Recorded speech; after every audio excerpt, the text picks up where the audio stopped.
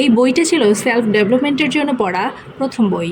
আমার মনে আছে এই বইটা পড়া শেষ করে আমি আমার 15 বছরের তাজিকে কনভিন্স করেছিলাম এই বলে যে আচ্ছা তুমি কি যা চাও তোমার আব্বু আম্মু সেটা দেখ তোমাকে, এটা কি তুমি চাও?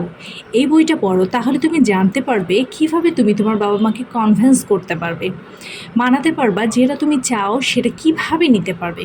বিশ্বের বেশিরভাগ ওয়ার্ল্ড নন লিডার্সরা এই বইটা পড়েছে। এত ইনফ্লুয়েন্সিয়াল এবং ইম্পর্ট্যান্ট এই বইটা, এটা আমার মতো প্রত্যেকটা মানুষের একবার হলেও জীবনে পড়া উচিত। আমার বইটা পড়ে মনে হয়েছিল এটা একটা সিক্রেট বুক, যেটা একটা মানুষের জীবনকে বদলে দেওয়ার ক্ষমতা রাখে। আর যারা এই বইটা পড়ে নাই তারা জানবেও না যে তারা জীবনে কতটা পিছিয়ে থাকছে। এই বইটার লেখক ডেল কার্নেগি একজন সেলস পারসন এবং পাবলিক স্পিকার ছিলেন। মানুষের তার কাছে এই হাই ভ্যালু স্কিল শেখার খুব আগ্রহ ছিল। তার পাবলিক স্কিল এবং ইন্সপায়ার করার ক্ষমতার জন্য সে মানুষের কাছে পরিচিত ছিল। তার সাফল্যের গল্প শুনে অনেকেই জানতে চাইতো কিভাবে তারা নিজেদের উন্নতি করতে পারবে জীবনে। কার্নেগি বুঝে গিয়েছিল যে তার এই স্কিলগুলো খুবই দামি এবং এই স্কিলগুলো তাকে সাফল্যের দিকে নিয়ে যাবে। এই উপলব্ধি থেকে তার এই কোর্স শুরু হয়। আর তাই ডেল কার্নেগি 1912 সালে প্রথমবারের মতো তার নিজের কোর্স চালু করে।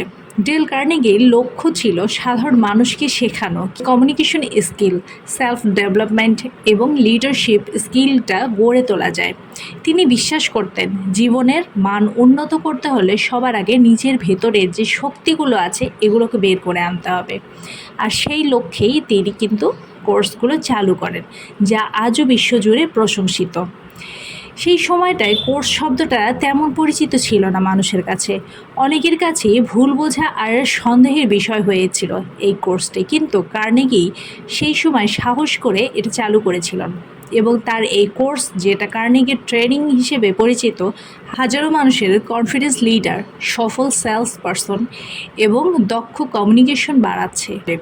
বাংলাদেশে আজও অনেকে কোর্সকে ছোট ও নেগেটিভ ওয়ার্ড ইউজ করে বলে। তাবিজ বিক্রি, ব্যবসা, এই ব্যবসা ওয়ার্ডটাকে খুব নেগেটিভ টোনে ইউজ করে। কিন্তু সত্যি কথা বলতে এই ভালো কোর্স আপনার 6 বছরের ডিগ্রিকে 6 মাস 1 বছরও শেখাতে পারে। 2025 সালে এসে যারা কোর্স করানোটাকে ছোট বলে এখনও মনে করছে আর লাখো কোটি টাকা দিয়ে ইউনিভার্সিটিতে পড়াতে খুবই সম্মানজনক ভাবছে, তাহলে আপনি এখনও 100 বছর আগের সেই মাইন্ড সেট আপে নিয়ে বসে আছেন। এই বইটাতে বলা প্রিন্সিপালগুলো খুবই সহজ আর বোথ পার্সোনাল আর প্রফেশনাল লাইফের জন্য একটা মাস্ট রিড একটা বই। এই বইটা থেকে আমি 3টা লেসন শেয়ার করব, যা জেনে আপনি নিজ উদ্যোগে এই বইটি আপনার ভালোবাসার মানুষের সঙ্গে শেয়ার করবেন। কারণ আমরা সবাই চাই আমার কাছের মানুষটাই যেন লাইফের একটি ইম্পর্ট্যান্ট লেসনগুলো মিস না করে যায়। প্রায় 90 বছর আগে এই বইটা আমাদের সব টুলস দিয়েছে। আপনি জানবেন মানুষের সাথে ব্যবহার করার কৌশল, এমন কৌশল যার দ্বারা মানুষ আপনাকে পছন্দ করবে, আর নিজেই চিন্তাগুলো দিয়ে কিভাবে মানুষকে আপনার কথাগুলো শোনাতে বাধ্য করবেন। আপনি কি লক্ষ্য করছেন? কিছু মানুষ খুব সহজেই বন্ধু বানিয়ে ফেলতে পারে, মানুষ তাদের পছন্দ করে, আপনিও তাদের পছন্দ করুন, কিন্তু ঠিক বুঝতে পারছেন না কেন। কারণ হলো সেই মানুষগুলো মানুষের সাথে মেশার কৌশলগুলো জানে। প্রথম প্রিন্সিপাল, মানুষের সাথে ব্যবহার করার কৌশল। মৌচাকে লাথি মারবেন না। মনে রাখবেন, মধু সংগ্রহ করতে হলে মৌচাকে লাথি মেরে যায় না। অর্থাৎ কাউকে নিয়ে সমালোচনা করা, দোষারোপ করা, অভিযোগ করা এসব বন্ধ করতে হবে। এইসব করলে একে তো আমরা আমাদের ব্রেইনকে রংভাবে প্রোগ্রামিং করতে থাকবো, যেমন আমাদের ব্রেইন তখন শুধু এসবই খেলতে থাকবে, মানুষের ভুল আর দোষগুলো দেখবে, শুধু এগুলোই আমাদের চোখে পড়বে। আর দ্বিতীয়ত, কার্নেগি বলেছেন, যে কোনো বোকাই সমালোচনা, দোষারোপ আর অভিযোগ করতে পারে, আর বেশিরভাগ বোকারাই কিন্তু এটা করে। আমরা আমাদের কাছের মানুষ, বাচ্চা কাচ্চা, তারপর আমাদের এমপ্লয়েজ, আমাদের পার্টনার, সবার সঙ্গে আমরা যে ল্যাঙ্গুয়েজে কথা বলি এগুলো আসলে একদম ভুল। আমরা ভাবি আমরা খুব স্ট্রেট ফরওয়ার্ডভাবে কথা বলবো, সে কোনো অন্যায় করেছে আমরা ইচ্ছে মতো তাকে ঝেড়ে দেব, সেটা আমাদের বাচ্চাই হোক বা আমাদের আশেপাশে থাকা মানুষগুলোই হোক। কিন্তু আমরা একটাবারও ভেবে দেখি না আমরা যাকে যে কথাগুলো বলছি সে কীভাবে ব্যাপারটা নিচ্ছে। আপনি কি কখনো ভেবে দেখেছেন? আমরা যখন তাকে বকাঝকা করি বা তাকে কি বলছি না বলছি এই অকথ্য ভাষায় বলার কারণে তার মনের মধ্যে কী ধরনের রিয়্যাক্ট হচ্ছে এগুলো কিন্তু আমরা চিন্তাও করি না। অথচ আমরা একটু অন্যভাবে যদি কথাগুলো বলি, ধরে নেন আপনার কোনো স্টাফ আপনার কাজটা ঠিকমতো করেনি, সে আপনাকে রিপোর্টটা জমা দিচ্ছে, রিপোর্টটা দেখলেন আপনার মন মতো হয়নি, তখন আপনি যদি তাকে বলেন, হ্যাঁ তুমি অনেক এফোর্ট দিয়ে কাজটা করেছো, তুমি আর একটু এখানে সংযুক্ত করে দাও এই টপিকসগুলো, তাহলে ব্যাপারটা আরও সুন্দর হবে। তাহলে কি হবে? সে বেচারি মনে করবে না আমার কাজটা তার ভালো লেগেছে, এখন আমাকে আরও বেটার কিছু তাকে রেজাল্টটা দিতে হবে, তখন সে কিন্তু আবারও চেষ্টা করবে। এটা না করে আপনি যদি ডাইরেক্ট বলে, হ্যাঁ তুমি এটা বাজে কাজ করেছো, তোমার দ্বারা কিচ্ছু হবে না, এইসব বললে ব্যাপারটা নেগেটিভ হয়ে যাবে, তার কাজ করার যে ইচ্ছে শক্তিটা সেটা চলে যাবে। আমরা অনেক সময় দেখি আমাদের রুমে আমাদের বাচ্চারা ঘর অগোছালো করে রাখছে, তো বাচ্চাদেরকে আমরা সরাসরি যদি বকাঝকা করি যে তোমরা রুমগুলো কেন অগোছালো করেছো, এটা করেছো ওটা করেছি, এটা না বলে আমরা যদি বাচ্চাদেরকে বলি চলো আমরা সবাই মিলে রুমটা গুছিয়ে ফেলি, আপনি গোছানো শুরু করে দেন, তারপরে দেখবেন বাচ্চারা অটোমেটিকলি তাদের রুমটা গুছিয়ে ফেলছে। তাহলে এতে কি হচ্ছে, বাচ্চাদের সঙ্গে রাগারাগি না করে আমরা তাদের মাধ্যমেই কাজগুলো করে নিতে পারি। তো এই টেকনিকগুলো যদি আমরা অবলম্বন করি সেক্ষেত্রে বাচ্চাদের সঙ্গে আমাদের রিলেশনটাও বিল্ড আপ হবে। যখন আমরা কাউকে ক্রিটিসাইজ করি তখন আমাদের একটু থেমে যাওয়া উচিত, একটু ভেবে নেওয়া উচিত যে আমরা তাকে কী বলছি। খোঁচা খেয়ে কথা বলা বা খোঁচা দিয়ে কথা বলা এটা মোটেও ঠিক না, এটাতে কোনো উপকার আসবে না, বরং অপকারই হবে। সলিউশনে ফোকাস করতে হবে, প্রবলেমে না। সিম্পল ফর্মুলা, তুমি ভুল করেছো এটা বলার জায়গায় বলতে হবে যে চলো দেখি এটাকে আরও কীভাবে বেটার করা যায়, তাহলে নেক্সট টাইম ওখান থেকে ভালো রেজাল্ট আসবে। সমালোচনা মানুষের ইগোতে হার্ট করে। যে মানুষটিকে আপনি সমালোচনা করছেন সে মানুষটি যখন জানতে পারবে তখন আপনার কাছ থেকে আস্তে আস্তে সে দূরে সরে যাবে। এবার আসছি দ্বিতীয় প্রিন্সিপালে, এমন একটা কৌশল যার দ্বারা মানুষ আপনাকে পছন্দ করবে। আজকে একটা মজার বিষয় আপনাদের সঙ্গে শেয়ার করছি, এমন একটা ট্রিক্স যা জানলে আপনি বা আপনাকে সবাই পছন্দ করবে। মানুষ প্রশংসা পেতে পছন্দ করে, গুরুত্বপূর্ণ হতে চায়, এটা একটা গভীর মানবিক চাহিদা। আমরা যদি এই চাহিদা পূরণ করতে পারি তাহলে অনেক মানুষের কাছে আমরা অনেক প্রিয় হয়ে যাব। এখন এখানে দেখেন প্রশংসা আর চাটুকদারিতার মধ্যে পার্থক্য রয়েছে। সত্যিকারের প্রশংসা এমন হবে যে আপনার প্রেজেন্টেশন থেকে আমি অনেক কিছু শিখলাম, আর যদি আপনি তার চাটুকদারিতা করেন এটা অনেক ভালো হয়েছে, এটা দ্বারা এটা হবে, এটা দ্বারা ওটা হবে, এইভাবে। তো আমরা ওইভাবে না বলে আর সুন্দরভাবে প্রশংসা করতে পারি যে আপনার এই প্রেজেন্টেশনটা অনেক সুন্দর ছিল, তোমার এই কাজটা অনেক ভালো ছিল, তোমার এই কাজ থেকে আমি এটা শিখলাম, বাট এখানে আরও কিছু ইনক্লুড করলে ব্যাপারটা আরও ভালো রেজাল্ট দিত। ধরেন আমরা কোনো শপিং মলে গেলাম, শপিং মলে যাওয়ার পর একজন সেলসম্যান তার শপিংয়ের আমাদের প্রয়োজনীয় যে জিনিসগুলো আছে সেগুলো ডিসপ্লে করে রাখা আছে, উনি বলল ম্যাম আপনি দেখেন।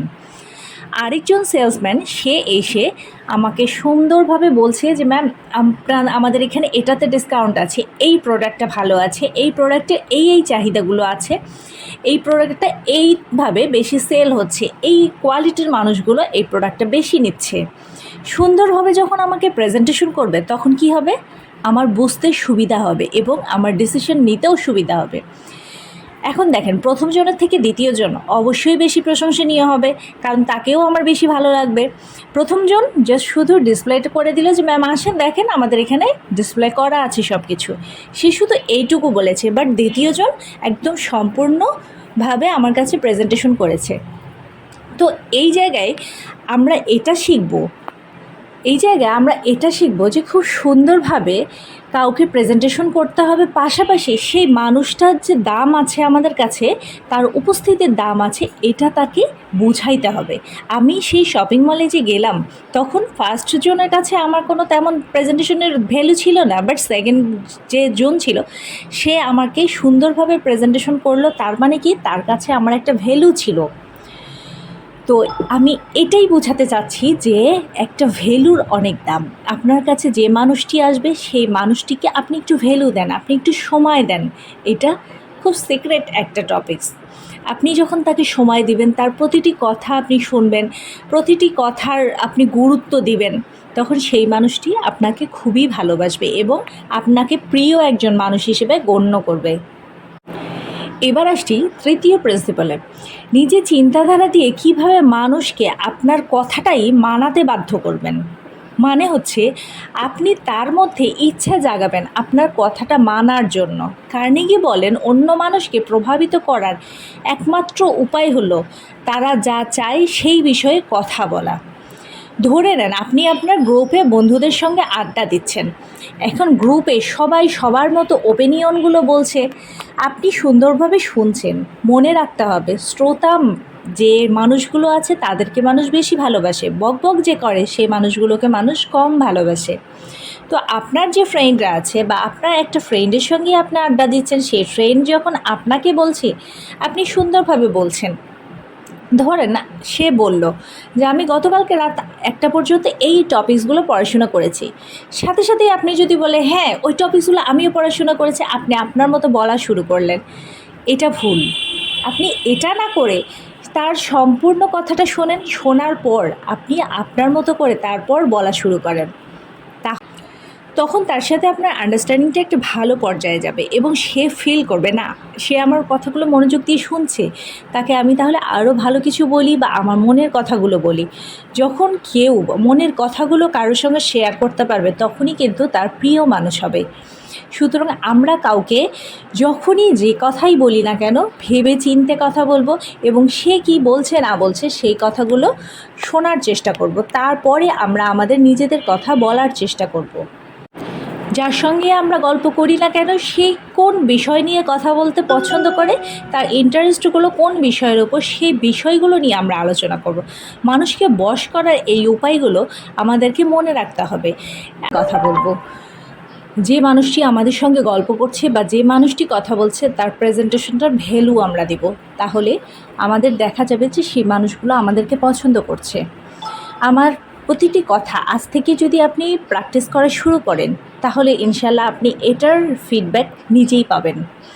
ভিডিওটি কেমন লাগলো অবশ্যই কমেন্টে জানাবেন। আজ এ পর্যন্তই, সবাই ভালো থাকবেন।